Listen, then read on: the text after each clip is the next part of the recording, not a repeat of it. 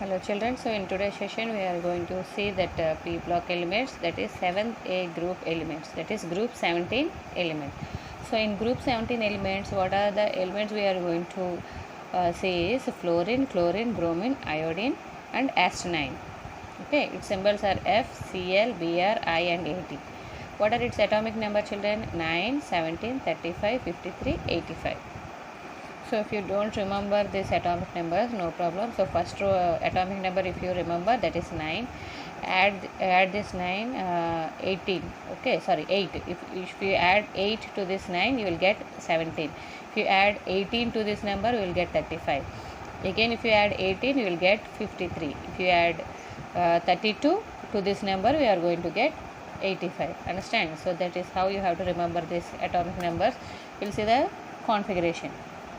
For fluorine, chlorine, bromine, iodine, we are having a general electronic configuration, that is NS2 NP5. See last shell, 2s2 2p5, 3s2 3p5, 4s2 4p5, 5s2 5p5, 6s2 6p5.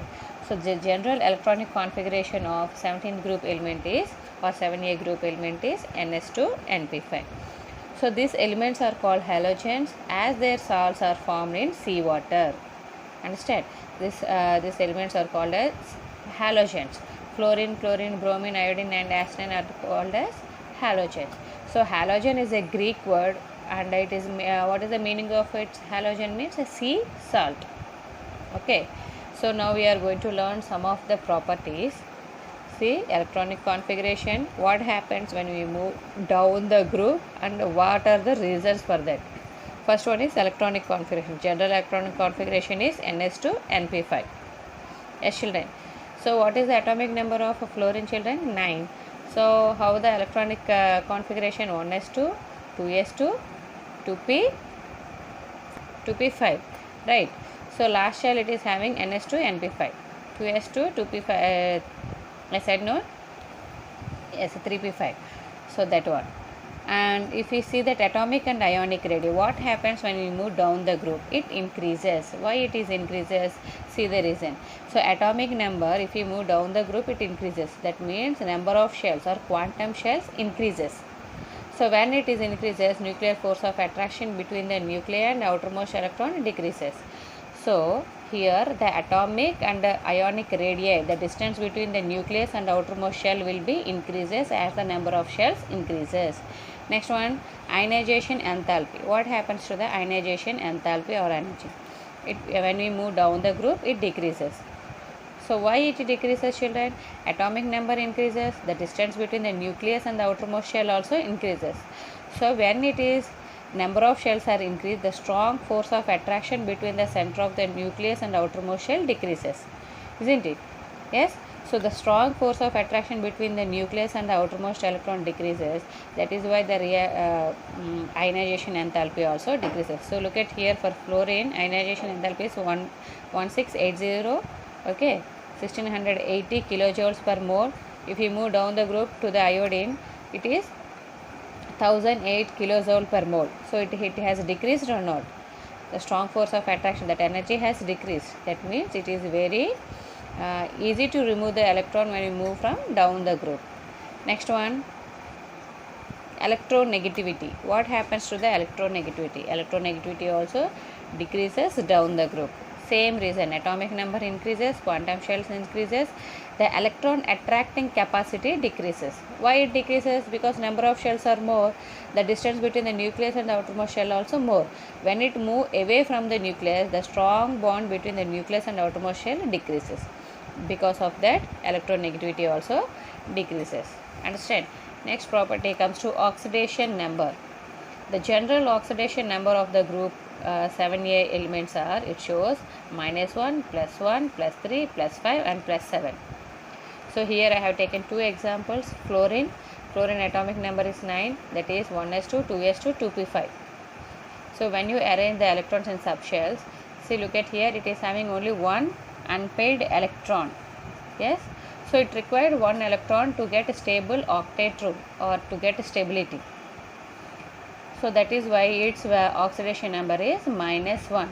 It is an only it is a fluorine who is having only one oxidation state, that is -1, universal oxidation state. For fluorine it is having only one oxidation state, that is -1. Next comes to chlorine. So chlorine atomic number is 17, 1s2, 2s2, 2p6, 3s2, 3p5, 3d 0. Okay, subshells it is not having anything. So here when you arrange the electrons, here one unpaired electron is there, that means here the oxidation number is -1, that means it requires one electron. In the same way, again if you arrange in the subshells, so 3s2, 3p5 are there, no? So here one electron jumps to or excited to 3d orbital. So now how many unpaired electrons are there, children? 1, 2, 3. Yes, so here the oxidation state will be +3. Clear? Next, if we move this one electron also here, then 1, 2, 3, 4, 5. So 5 unpaired electrons are there. Here the oxidation state will be +5. Yes. So again here again 2 paired electrons are there. If you move this paired electron to d orbital, that means this is ground state. When it moves to the excited state, 1, 2, 3, 4, 5, 6, 7, total 7 number of unpaired electrons are there. So here its oxidation state will be 7. So chlorine have -1, +3, +5, +7 oxidation states. So now understand how we get that oxidation numbers. Yes, so here +4 and +6 are we are missing. So this +4 and +6 occurs only in oxides and oxyacids of chlorine and bromine. Okay, this oxidation state occurs only in oxides and oxyacids of chlorine and bromine. So this is about the physical properties of group 7a elements or group 17 elements. Next comes to chemical properties. So oxidizing nature. So these group elements act as a powerful oxidizing agent. Why it acts as a powerful oxidizing agent, children? Because of their strong electron accepting tendency. When oxidizing power is directly proportional to E naught value. Okay, E naught value means standard electrode potential. Clear? When E naught value is more, oxidizing power is also more. That means greater E naught value, more is the oxidizing nature. So look at here. Fluorine gains 2 electrons to form 2F minus. Here the E naught value is 2.87. For chlorine also E naught value is 1.36. For bromine E naught value 1.08. For I2 E naught value is 0.54. Isn't it? So here the oxidizing nature, if you move down the group, it is decreasing. Fluorine is having more, iodine is having less. So the oxidizing power is, when we arrange, fluorine is having more than Cl2, Cl2 is having more than Br2, Br2 is having more than I2. Clear, children?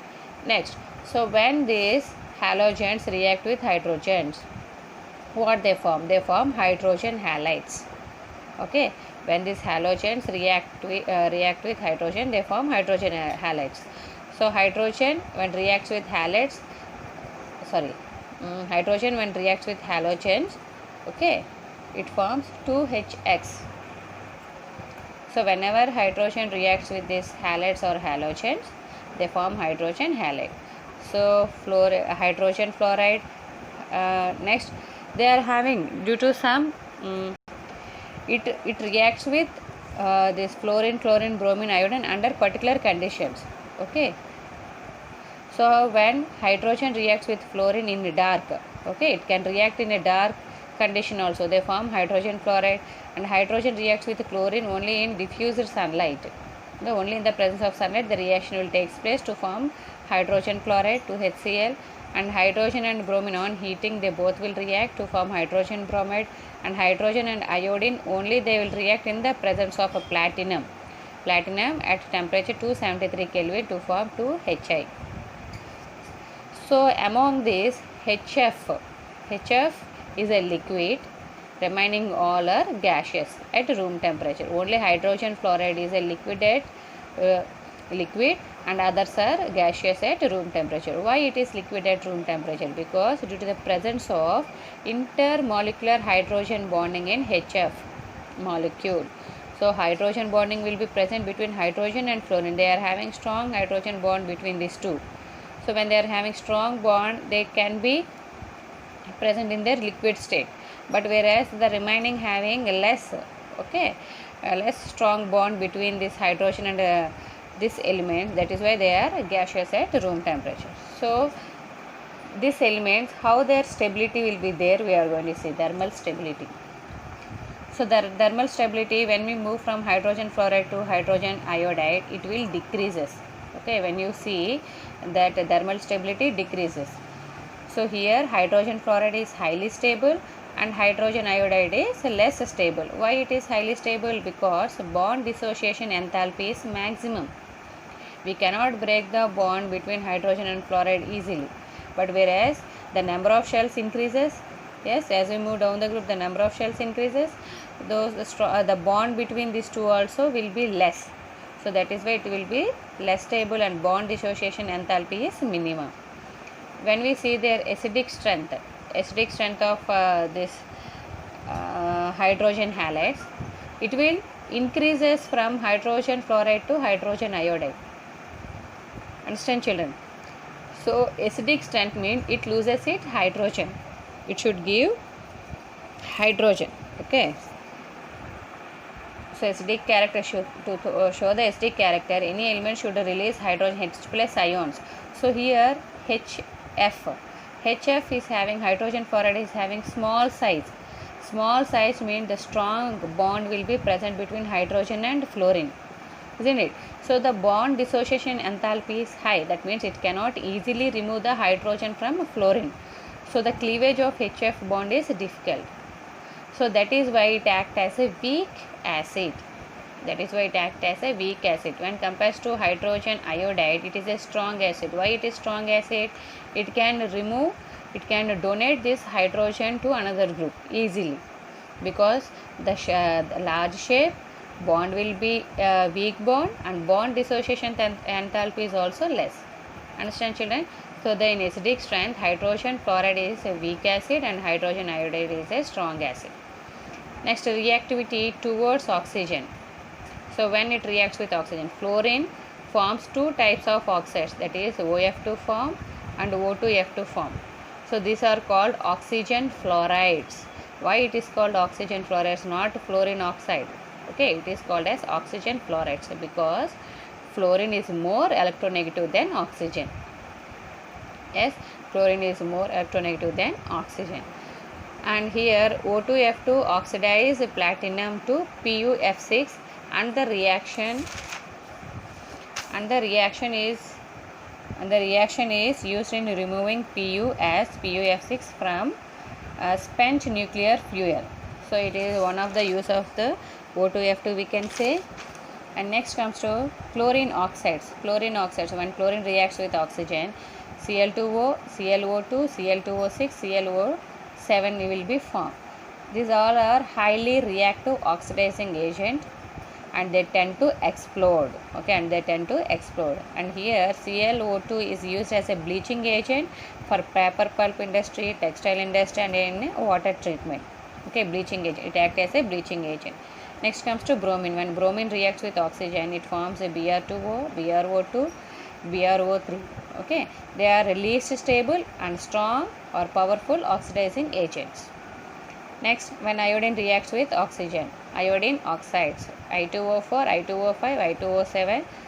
These all are insoluble solids and decomposes on heating. When you heat this material, they decompose to give their elements. Here I2O5 is a very good oxidizing agent and I2O5 is used as an estimation for carbon monoxide. Still some reactions are left. We are going to discuss in a next class. Okay, children, thank you.